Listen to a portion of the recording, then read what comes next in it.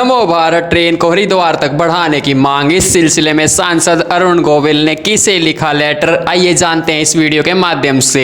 Channel पर नए आए हो तो चैनल को सब्सक्राइब जरूर कर लें और साथ ही साथ लाइक कमेंट करना ना भूलें। सांसद अरुण गोविल ने दिल्ली गाजियाबाद मेरठ नमो भारत कॉरिडोर को हरिद्वार तक बढ़ाने की मांग की है। उन्होंने केंद्रीय मंत्री मनोहर लाल खट्टर को पत्र लिखकर इस विस्तार के लाभ के बारे में बताया, जिसमें व्यापार, शिक्षा और पर्यटन को बढ़ावा मिलेगा। साथ ही साथ उन्होंने यह भी कहा कि इससे धार्मिक स्थलों की यात्रा भी सुगम होगी और मुजफ्फरनगर जैसे शहर तेजी से कनेक्टिविटी में जुड़ेंगे।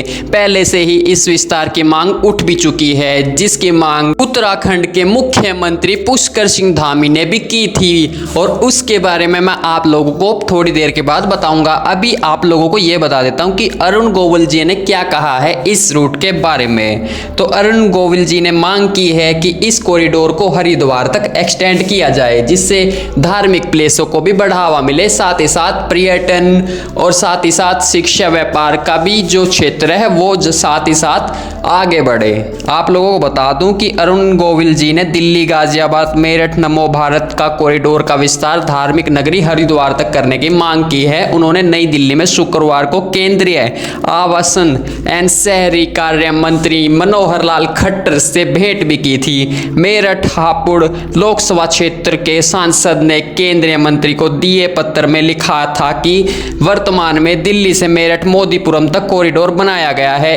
इस आरटीएस परियोजना को मुजफ्फरनगर और रुड़की होते हुए हरिद्वार तक विस्तार करना आवश्यक है। इस विस्तार से व्यापार, शिक्षा, चिकित्सा, उद्योग और पर्यटन को नई गति मिलेगी। इससे मुजफ्फरनगर का पौराणिक सुख तीर्थ हरिद्वार के हर की पौड़ी, मनसा देवी और चंडी देवी जैसे धार्मिक स्थलों की यात्रा अधिक सहज और सुगम हो जाएगी। गौरतलब है कि इससे पहले मुजफ्फरनगर के पूर्व सांसद व पूर्व केंद्रीय मंत्री संजीव बालियान भी मुजफ्फरनगर तक विस्तार की मांग कर चुके हैं। इस संबंध में एक जानकारी सामने आई थी कि मुजफ्फरनगर तक भी सर्वे पूरा हो चुका है। और अब आप लोगों को बताता हूं कि जो उत्तराखंड के सीएम है यानी पुष्कर सिंह धामी, उन्होंने भी मनोहर लाल खट्टर से पहले इसकी मांग कर चुके हैं। मुख्यमंत्री धामी ने कहा था कि दिल्ली से मेरठ तक इस आरटीएस योजना पर पहले से ही काम चल रहा है। इस योजना को हरिद्वार तक बढ़ाकर यूपी से लेके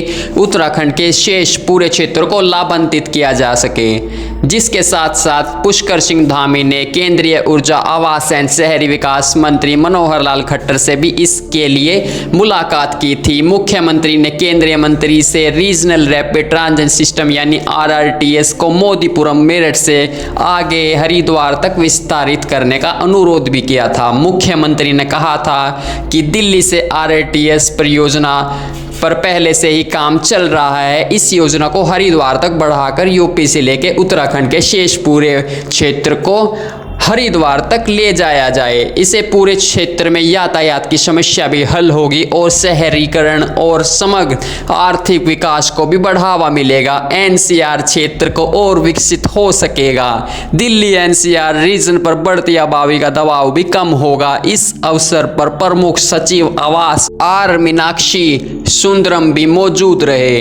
यूपी मुजफ्फरनगर तक बढ़ाने का दे चुका है प्रस्ताव। यूपी सरकार की ओर से भी केंद्र से रीजनल रैपिड ट्रांजिट सिस्टम को मेरठ मोदीनगर से बढ़ाकर मुजफ्फरनगर तक विस्तारित करने का प्रस्ताव दे दिया जा चुका है।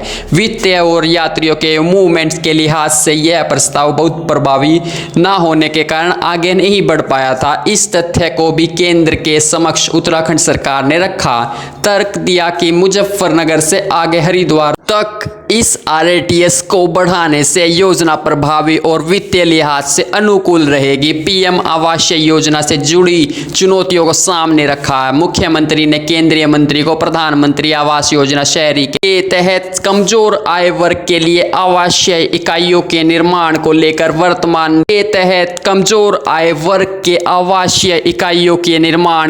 वर्तमान दिशा निर्देशों की व्यवहारिक चुनौतियों की जानकारी दी। बताया कि राज्य सरकार निजी भागीदारी मॉडल के तहत सफलतापूर्वक परियोजनाएं संचालित कर रही है, लेकिन एक मुश्त केंद्रीय अनुदान की व्यवस्था से परियोजनाओं का कैश फ्लो प्रभावित हो रहा है। अनुरोध किया कि सरकारी भूमि पर लागू चरणबद्ध सहायता प्रणाली को 40-40-20 अनुपात में निजी भूमि आधारित परियोजना में भी लागू किया जाए। अनुरोध किया कि बैंकों में एनबीएफसी और अन्य वित्तीय संस्थानों को इस संबंध में स्पष्ट दिशा निर्देश दिए जाए ताकि EWS श्रेणी के लाभार्थियों को सरलता से ऋण सुविधा उपलब्ध हो सके। उत्तराखंड सरकार और यूपी सरकार इस RATS को एक्सटेंड करने की मांग बहुत सालों से कर रही है। साथ ही साथ उत्तराखंड सरकार यानी पुष्कर सिंह धामी तो इसको उत्तराखंड के